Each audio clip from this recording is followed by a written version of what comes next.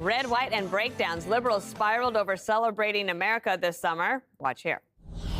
Here's a shocker. The party that burns the American flag isn't a fan of Uncle Sam. According to the latest Fox News poll, 36% of Dems say they are proud of the country today, while 85% of Republicans are bleeding the red, white, and blue. And Harold, I feel for Dems because if you've been told by universities and the media that America is a land of oppressors tormenting the oppressed, then patriotism would be merely supporting that ideology.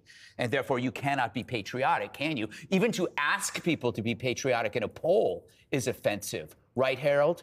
No, so I think I'm more patriotic than a guy who thinks, many people who think they're really, really patriotic. I love my country. I love everything that we're about. We have fallen short in many instances. We've exceeded in many instances. What really bothers me in this poll is that Gen Zers across the board, and we did a thing on Gen Zers yesterday, they're more despondent and depressed and down on the country than any other group. Part of me thinks it's because both of us, both parties, are hypocritical. We did a segment yesterday. Democrats cannot give President Trump credit for the border success, can't give him credit for knocking out or at least setting back the Iranian nuclear ambitions. That has to be on people's minds. One thing that was interesting to me is something you brought up was that the Republican pride in America doesn't change. Yes, even under the opposing presidents. And there's probably something to that. And it's one of the reasons I think that parental accountability and parental ability to see into what's happening in the schools is really important, because it's not just starting at the universities. You have like land acknowledgement things that are happening in elementary schools and things like that. In addition, I would say this: if you live in America, you won God's great lottery.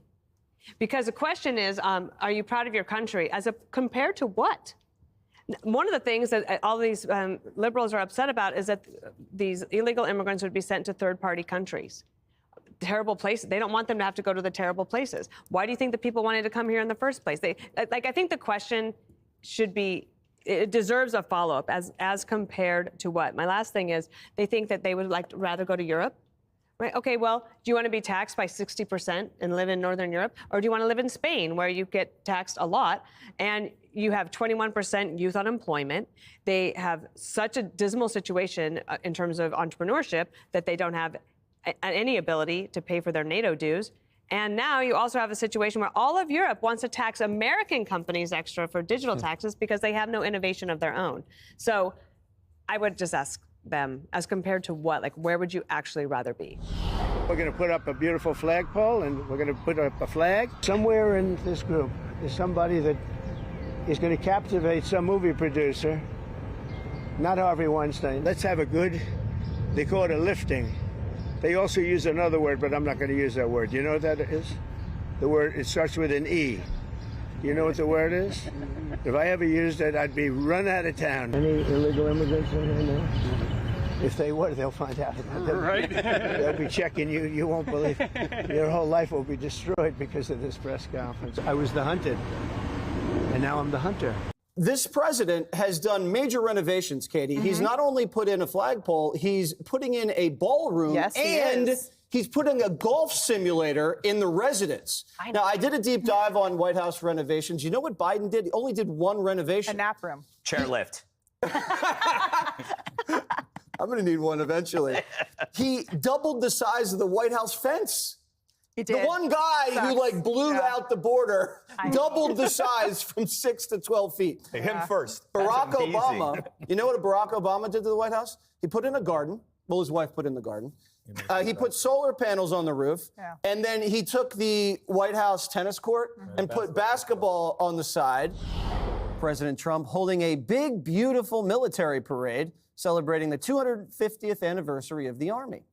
While the No Kings anti-Trump protests brought out millions of cat ladies and Woodstock-era boomers, this lady was running around in whatever the heck this is, and these children are smashing the snot out of a Trump piñata.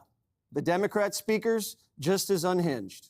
Together, we build a future of opportunity and justice for all. When I look at my phone or the news, the world around me, we're holding on for dear life. We have a king and his court and his beige henchmen, and they're trampling on our rights. They're coming from the heart. These are people that are speaking their truth. And it's not about insulting the president. It's about letting people know who they are and where they come from. We have a supreme constitution. We don't have a supreme leader. We have no dictators here. We have no kings. Greg, how would you assess the No Kings protest this weekend? I thought it was a raging success. No kings. Click here to subscribe to the Fox News YouTube page to catch our hottest interviews and most compelling analysis. You won't get it anywhere else.